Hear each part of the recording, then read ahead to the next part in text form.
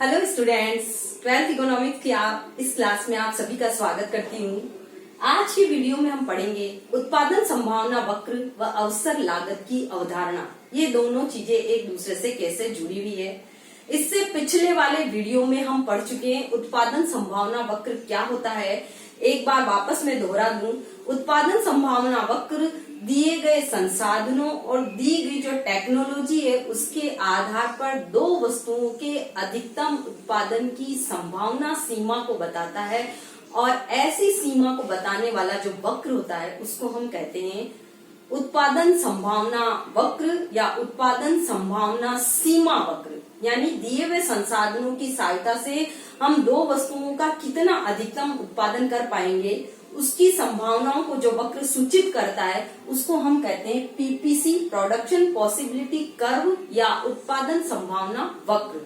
अब देखिए अवसर लागत, जिसको इंग्लिश में कहते हैं हम अपॉर्चुनिटी कॉस्ट, वो उत्पादन संभावना वक्र के साथ कैसे जुड़ी हुई है।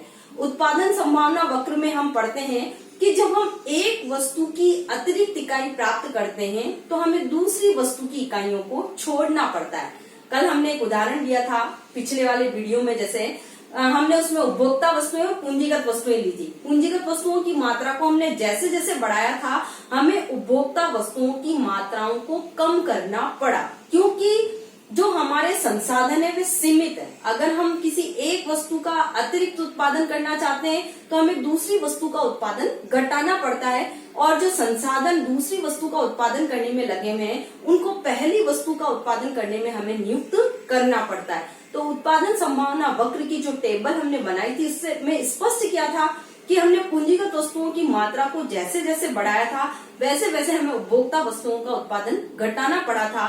तो अवसर लागत क्या है?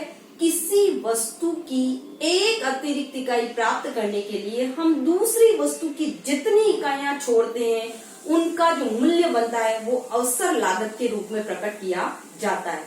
अब इसको अपन एक तालिका के आधार पर अच्छे से वापस समझ लेते हैं। अगर आपको तालिका भूल गए हैं तो मैं उत्पादन संभावना वक्र से आधारित एक तालिका बना रही हूँ। संयोग, पूंजीगत वस्तुएं,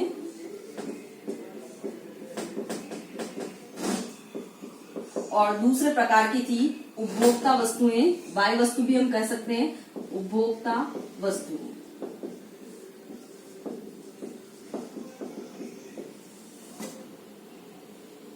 सीमांत प्रतिस्थापन दर भी बता देंगे। सीमांत प्रतिस्थापन दर कितनी है?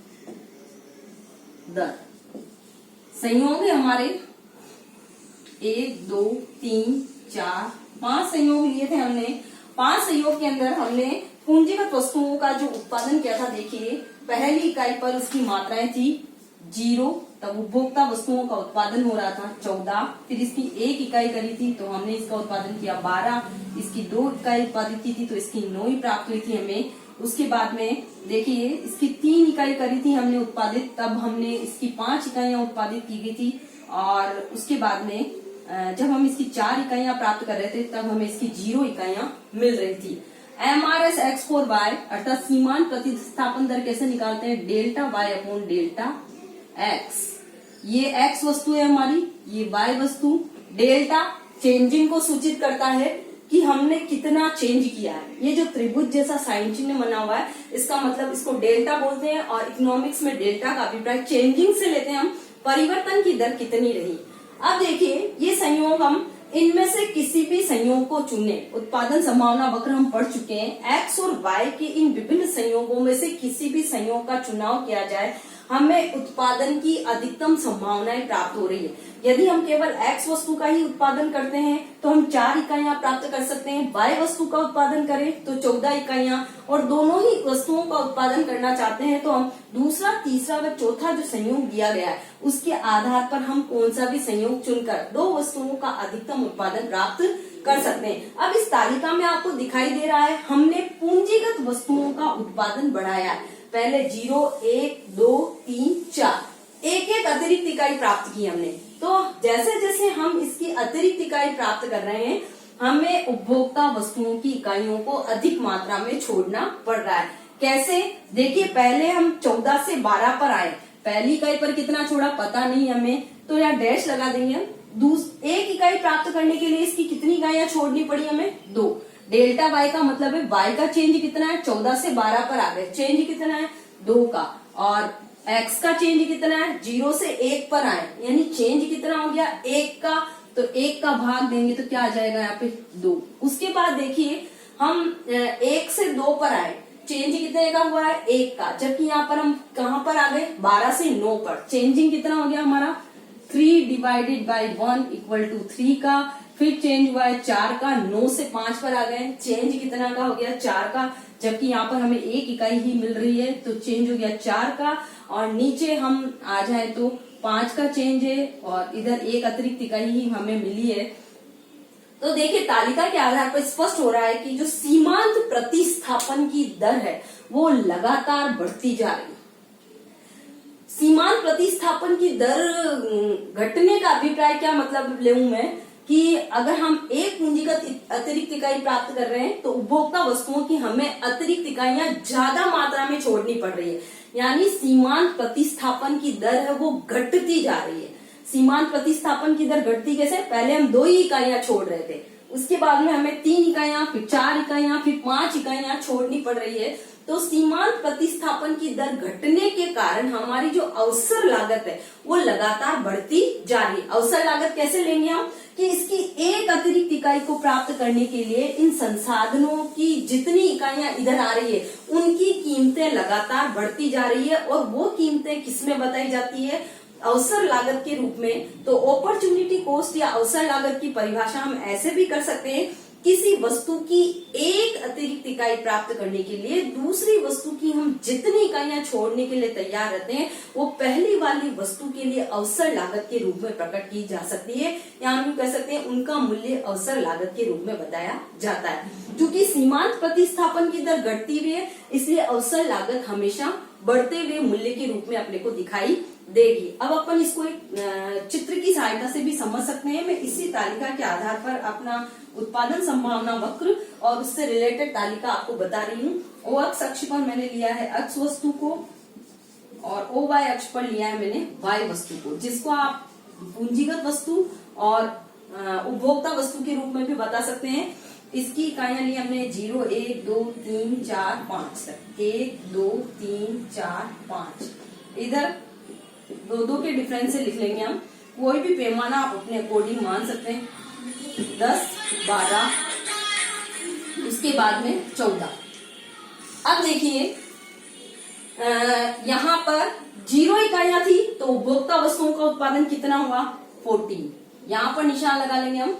एक इकाई प्राप्त करने के लिए हमें 12 पर आ गए थे हम। पहले 0 था तब अनुपात था हमारा 14, उसके बाद 1 इकाई पर अनुपात है हमारा 12, उसके बाद में 2 इकाई पर है हमारा अनुपात 9, 3 इकाई पर हमारा अनुपात है 5 और 4 इकाई पर हमारा जो अनुपात है वो हो गया 0। इनसे रिलेटेड जो वक्र बन रहा है इसको हम कहेंगे उत्पादन संभावना वक्र, या ये हमारा बन गया पीपीसी। अब देखिए पीपीसी के अंदर उत्पादन की एक अतिरिक्त इकाई प्राप्त करने के लिए, जैसे हम पहले मान लो एक ही संयोग पर थे, अगर हम कहें पहले हम 12 वाले संयोग पर थे, एक इकाई पर 12 थे और इसका उत्पादन हो रहा था हमारा 12।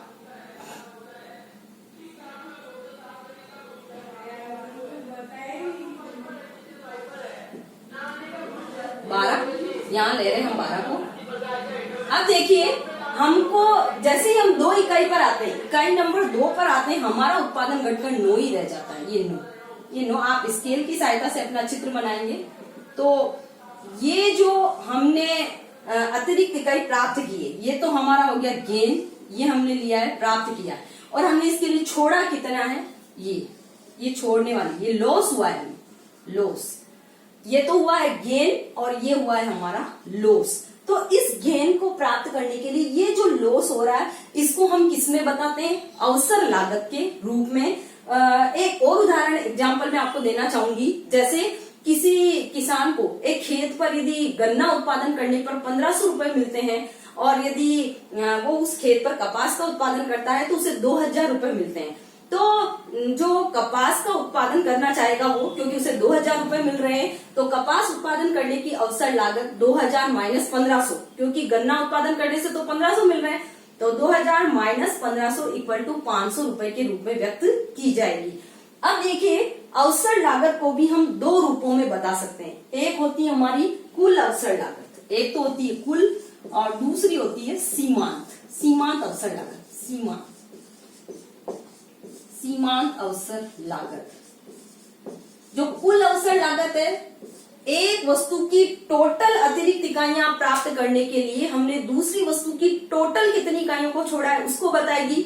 और सीमांत शब्द का जो संबंध होता है वो एक अतिरिक्त इकाई से होता है। ध्यान रखिए, इकोनॉमिक्स के अंदर हम कहीं पर भी जब सीमांत की बात करते हैं यानी हमारा तात्पर्य एक अतिरिक्त इकाई से ही होता है। तो किसी वस्तु की एक अतिरिक्त इकाई प्राप्त करने के लिए दूसरी वस्तु की जितनी इकाइयां छोड़ी जाती है उनका मूल्य सीमांत अवसर लागत के रूप में बताया जाएगा। जैसा इस चित्र के अंदर यदि हम टोटल अवसर लागत को बताएं, टोटल अवसर लागत का मतलब है एक्स वस्तु की 0 से लेकर 4 इकाइयां, 0 से लेकर 4 इकाइयां प्राप्त करने के लिए हमें वाई वस्तु की 0 से लेकर 14 इकाइयां छोड़नी पड़ रही है। तो ये तो होगी उसकी टोटल अवसर लागत। लेकिन यदि उसकी एक अतिरिक्त इकाई यानी हम 1 से 2 पर आए तो ये जो गैप रहा हमारा, ये जो गैप रहा, इसका कितना हमने गेन किया है और कितना हमने लॉस किया है उसको यदि अपन डिवाइड कर लेंगे तो वो हमारी अवसर लागत के रूप में बता दी जाएगी। सीमांत अवसर लागत जो एक अतिरिक्त इकाई के लिए बताई जाती है, जबकि जो हमारी टोटल अवसर लागत है, एक वस्तु की टोटल अतिरिक्त इकाइयां प्राप्त करने के लिए हमने दूसरी वस्तु की जितनी इकाइयां छोड़ी है उस रूप में वो बताई जाएगी। तो उत्पादन संभावना वक्र के साथ हमारी अवसर लागत की अवधारणा भी जुड़ी हुई है। बोर्ड के पेपर में भी जब ये क्वेश्चन आता है अवसर लागत किसे कहते हैं, तो आप किसी भी रूप में इसकी परिभाषा कर सकते हैं कि एक वस्तु की अतिरिक्त इकाई प्राप्त करने के लिए दूसरी वस्तु की जितनी इकाइयां छोड़ी जाती है वह पहली वाली वस्तु के लिए अवसर लागत के रूप में बताई जाएगी। और दूसरे रूप में इसकी परिभाषा हम यूं भी कर सकते हैं कि उत्पादन के किसी साधन को अपने वर्तमान व्यवसाय में बनाए रखने के लिए, उत्पादन के किसी साधन को अपने वर्तमान व्यवसाय में बनाए रखने के लिए जो अतिरिक्त पैसा उसे देय होता है उसको हम कहते हैं अवसर लागत। जैसे मैं कहूँ, एक व्यक्ति है जो स्कूल के अंदर अध्यापक का कार्य करता है तो उसे 10,000 रुपए मिलते हैं। यदि वो बैंक में कार्य करता है तो उसे 15,000 रुपए मिलते हैं। और यदि वो किसी फैक्ट्री के अंदर कार्य कर रहा है तो वहां उसे 20,000 रुपए मिल रहे हैं। तो वो कहाँ काम करना पसंद करेगा? फैक्ट्री में। और यदि आप उसे स्कूल में अध्यापक की नौकरी के लिए बनाए रखना चाहते हैं तो उसे आपको 20,000 रुपए देने होंगे। यानी अध्यापक को आप 10,000 की बजाय आपको 20,000 रुपए देना होगा, नहीं तो वो क्या करेगा? अध्यापक की नौकरी छोड़ देगा और कहाँ चला जाएगा? फैक्ट्री में, जहां उसे 20,000 रुपए मिल रहे हैं। तो अध्यापक का कार्य करने के लिए उसको जो अतिरिक्त 10,000 रुपए दिए जाएंगे वो कहलाएगी हमारी अवसर लागत। तो अवसर लागत जो है वो उत्पादन के साधन को वैकल्पिक व्यवसाय में जाने से रोकने का मूल्य है, हम यूं भी कह सकते हैं। तो आज की वीडियो में हमने पढ़ा सीमांत प्रतिस्थापन दर क्या है और इसके साथ अवसर लागत की अवधारणा कैसे जुड़ी हुई है, उत्पादन संभावना वक्र के साथ हम इसको कैसे संबंधित करते हैं और इसकी परिभाषा और इसको चित्र के आधार पर हमने क्लियर कर लिया है कि जितना हमारा टोटल गेन है उसमें लॉस का भाग दे दीजिए तो आपकी अवसर लागत जो है वो प्रकट हो जाएगी। अगर आपको कोई प्रॉब्लम है तो मेरे व्हाट्सएप नंबर पर कॉल करें। धन्यवाद।